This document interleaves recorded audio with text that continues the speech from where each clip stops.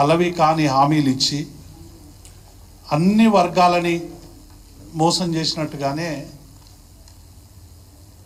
ఉద్యోగులను సైతం చాలా సందర్భాల్లో చెప్పాం, ఉద్యోగులను ఉపాధ్యాయుల్ని సైతం తీవ్రంగా మోసం చేసిందనేటువంటి విషయాన్ని ఈ సందర్భంగా గుర్తు చేస్తూ ఉన్నాను. ఎన్నికల సందర్భంగా ఉద్యోగులందరూ కూడా అనేక విషయాల మీద రేవంత్ రెడ్డి హామీలు ఇచ్చినప్పటికి కూడా ఏ ఒక్క హామీ కూడా ఈ సంవత్సర కాలంగా 7వ తారీఖు వస్తే సంవత్సరం అవుతుంది, ఈ సంవత్సర కాలంగా ఉద్యోగుల ఉపాధ్యాయుల సమస్యలకు సంబంధించి ఏ ఒక్క ముందడుగు కూడా పడలేదనేటువంటి విషయాన్ని మేము స్పష్టం చేస్తూ ఉన్నాం. 317 జీవో గతంలో మా ప్రభుత్వం ఇచ్చినటువంటి జీవోలో కొన్ని లోటుపాట్లు ఉన్నాయి, వాటిని సవరించాలని ఉద్యోగ ఉపాధ్యాయ సంఘాలు అనేక రోజులుగా అడుగుతూ ఉన్నాయి. రేవంత్ రెడ్డి గారు మేము అధికారంలో వస్తే 48 గంటల్లో 317 జీవోను సవరిస్తాం, దానివల్ల నష్టపోయినటువంటి కొంతమందికి మేము న్యాయం చేస్తామని చెప్పి వారు ఎన్నికల సందర్భంగా హామీ ఇచ్చారు. అధికారంలోకి వచ్చినాక అన్ని క్యాబినెట్ సబ్ కమిటీలాగే దీని మీద కూడా ఒక క్యాబినెట్ సబ్ కమిటీ వేసిండ్రు. క్యాబినెట్ సబ్ కమిటీ గత 6 నెలలుగా అనేక ఉద్యోగ ఉపాధ్యాయ సంఘాల నుంచి అనేక ప్రజాప్రతినిధుల నుంచి కూడా సమాచారం సేకరించి, కానీ చివరికి 6 నెలల తర్వాత క్యాబినెట్ సబ్ కమిటీ ఇచ్చినటువంటి నివేదిక కొండను తవ్వి ఎలుకను పట్టినటువంటి చందంగా అసలు 317 జీవోకు సంబంధం లేనటువంటి అంశాలని జీవోలు ఇచ్చారు.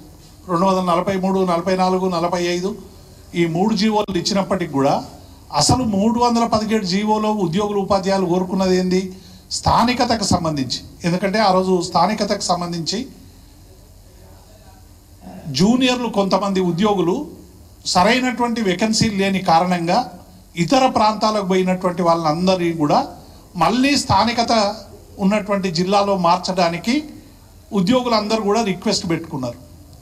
కానీ ఇందులో స్థానికత అంశం అనేటువంటిది ఏ ఒక్కటి కూడా పరిష్కరించలేకుండా కేవలం స్పోర్ట్స్ బదిలీలు లేకుంటే మెడికల్ బదిలీలు అని చెప్పి జీవోలు ఇచ్చారు. అసలు బదిలీలకు 317 జీవోకి ఏం సంబంధం లేదు.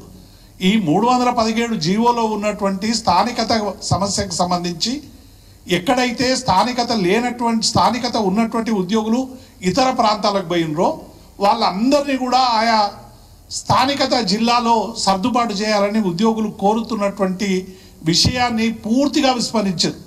ఇచ్చిన జీవోలలో కూడా ఏం చెప్పారంటే కేవలం వేకెన్సీ ఉంటే మాత్రమే అమలు చేయాలి అనేటువంటి పద్ధతిలో ఇవాళ చెప్పడం అనేటువంటిది ఇది నిజంగా ఉద్యోగుల్ని మోసం చేయడం, దగా చేయడం. ఇవాళ అన్ని ఉద్యోగ సంఘాలు కూడా మాట్లాడినాయి దీని మీద. ఈ 317 అనేటువంటిది మరి మీరు 48 గంటల్లో మరి దీన్ని చేస్తామన్నారు, కానీ కేవలం అది కొన్ని బదిలీలకు మాత్రమే మరి చేసేటువంటి అవకాశం ఉందనేటువంటి విషయాన్ని చెప్పిండ్రు. కేవలం గత ప్రభుత్వం కూడా బదిలీలను చాలా సందర్భాలు 2015లో బదిలీలు చేసింది, అంతకుముందు కూడా బదిలీలు చేసింది. ఈ 13 జిల్లాల్లో హైదరాబాద్ చుట్టుపక్కల ప్రాంతాల్లో కూడా అంతకుముందు బదిలీలు జరిగినాయి. కానీ రూరల్ ప్రాంతాల్లో ప్రభుత్వానికి సంబంధించినటువంటి అడ్మినిస్ట్రేషన్ కానీ విద్యాలయాలు కానీ సరైనటువంటి స్టాఫ్ లేకపోవడం వల్ల రూరల్ ప్రాంతంలో సరైనటువంటి విద్య ప్రజలకు అందించలేమని ఈ 13 జిల్లాలో బదిలీలు ఆపితే కేవలం ఆ బదిలీలకు సంబంధించినటువంటి జీవో మాత్రం ఇచ్చారు తప్ప 317 అనేటువంటిది స్థానిక అంశం అనేటువంటి ప్రస్తావన లేదు. కాబట్టి ఈ జీవోకు సంబంధించినటువంటి ఇవాళ ఉద్యోగులు ఉపాధ్యాయ సంఘాలు కోరుతున్నట్టు 10 రోజులుగా ఆ 317కు సంబంధించినటువంటి బాధితులందరూ కూడా ముఖ్యమంత్రి కార్యాలయం చుట్టూ సచివాలయంలో చుట్టూ తిరుగుతూ ఉన్నారు. కనీసం మాకు అపాయింట్మెంట్ ఇవ్వండి, ఎవరిని అడగకుండా జీవో తెచ్చిందని స్వయంగా కాంగ్రెస్ పార్టీకి సంబంధించినటువంటి అధికార ప్రతినిధులే మాట్లాడినటువంటి సందర్భాన్ని కూడా చూస్తూ ఉన్నాం. కాబట్టి ఇప్పటికైనా ప్రభుత్వం వెంటనే ఆ 317కు సంబంధించినటువంటి బాధితుల సంఘాలతోని అట్లాగే వివిధ ఉపాధ్యాయ ఉద్యోగ సంఘాలతోని మరి వెంటనే మరి దీనికి సంబంధించినటువంటి సమస్య పరిష్కారం చేయాలని మేము డిమాండ్ చేస్తా ఉన్నాం.